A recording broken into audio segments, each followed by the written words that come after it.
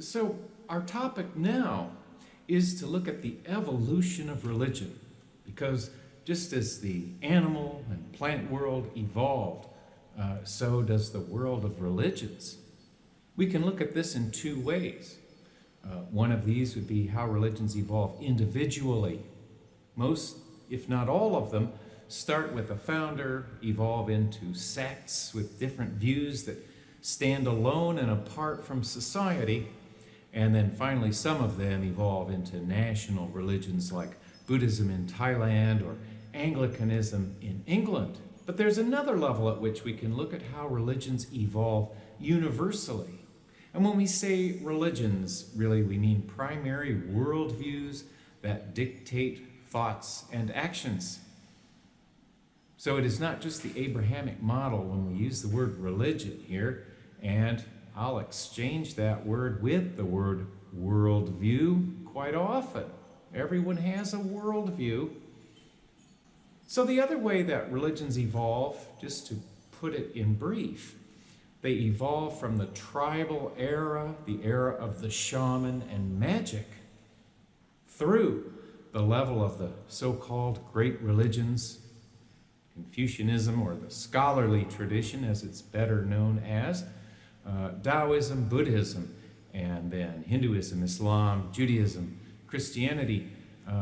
All of these emerge from movements during the Axial Age period in the middle of the first millennium of the Common Era, when figures like the Buddha, Socrates, and Confucius emerge in three mega regions of our planet to change the way of human thinking from the old gods of the city-states and the personal empowered gods of the Greek pantheon or the Hindu Vedic deities.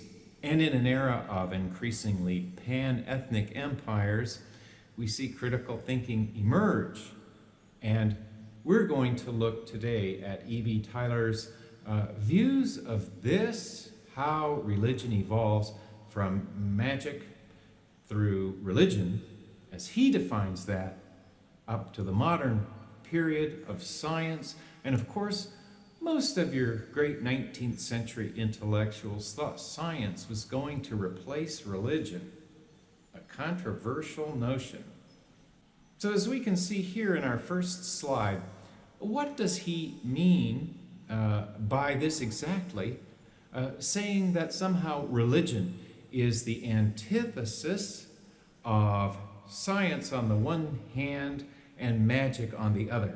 His claim is that religion, and remember, he's a 19th century European intellectual, so that's his idea of this, and he's not aware of the Eastern ones that tend to be more impersonal, but that religion is about a personal being to whom one can pray and petition for good health or even money. And this period of religion emerges out of a prior period of tribal religions where the shaman worked what looked like magic. According to Tylor, the shaman was practicing a kind of science to try to coerce rain from a cloud by doing a special dance or the like. And science, like magic in that sense, operates according to impersonal laws. So we have the three: magic, religion, and then science. And that is the evolution of religions universally. But let's take a closer look, shall we? Tylor's thinking was that whenever two religions diverge, one must be more advanced. He was influenced, like so many others, by Charles Darwin's Origin of Species and the notions of evolution that were such hot topics in the 19th century.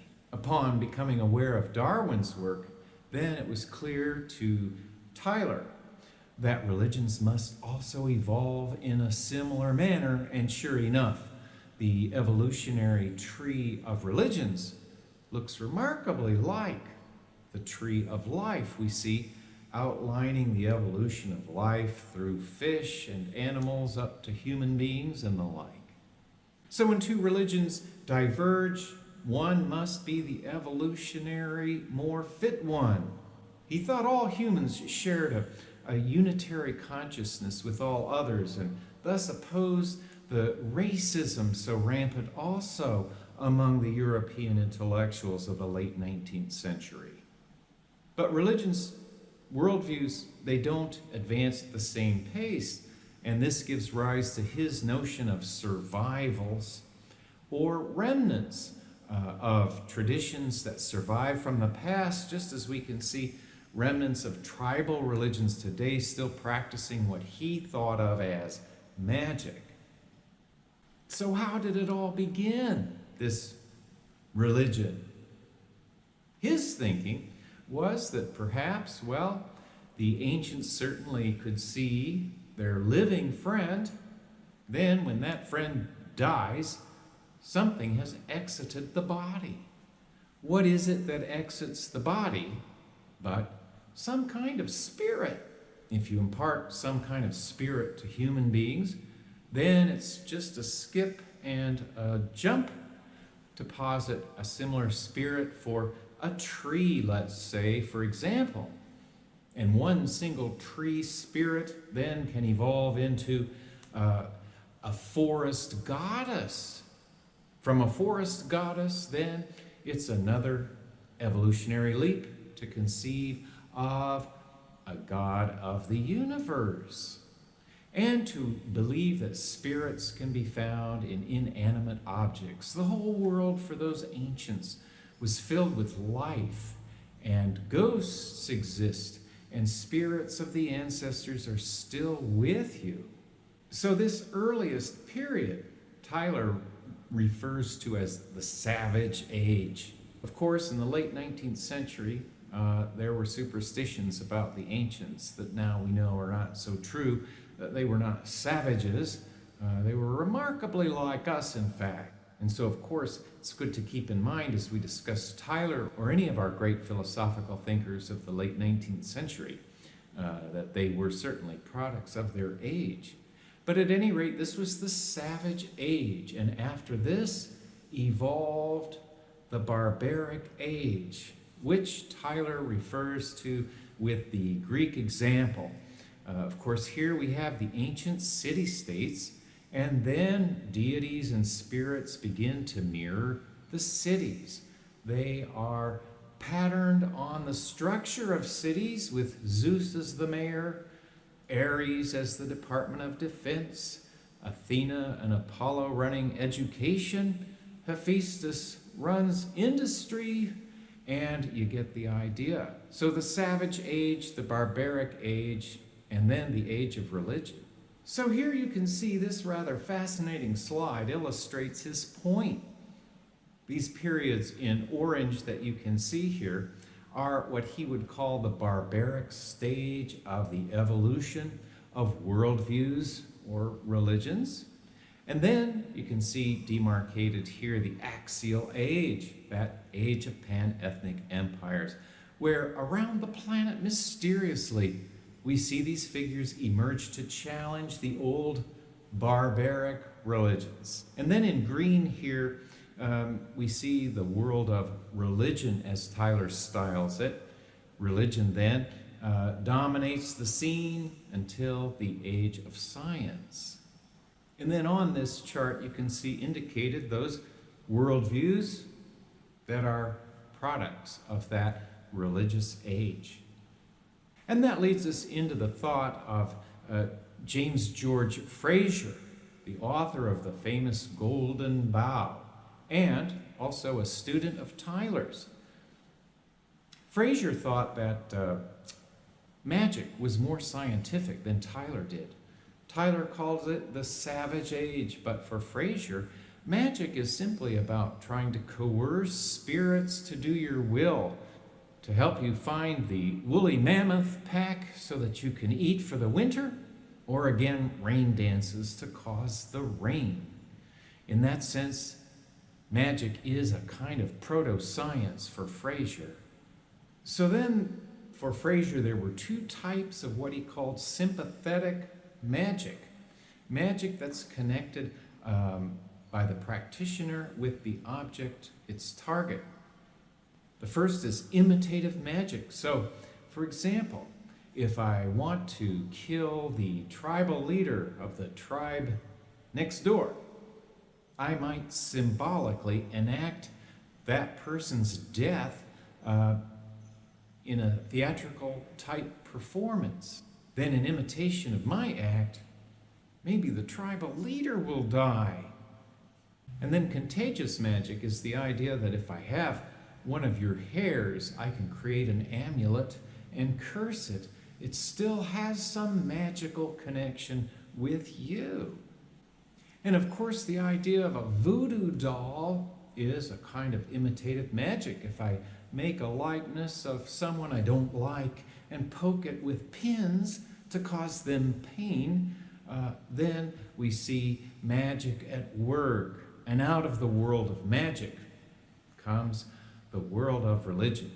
And here we can see some images from world-famous religions. Buddhism and Islam, Christianity, what makes them religions? They are, first of all, pan-ethnic. These are the traditions that survived over many other tribal religions, some founded by cults like Buddhism, Islam, and Christianity, individuals growing into sects, evolving into national churches. And when we look at the Eastern ones, we can see that there are no longer the local deities as supreme in the consciousness of human beings, but rather impersonal forces such as the notion of dharma in Buddhism. It's not a god, it's not personal, but it is an all-encompassing reality that's no longer tied to a city-state. And thus Buddhism had the means to spread. Religions do spread a bit like viruses.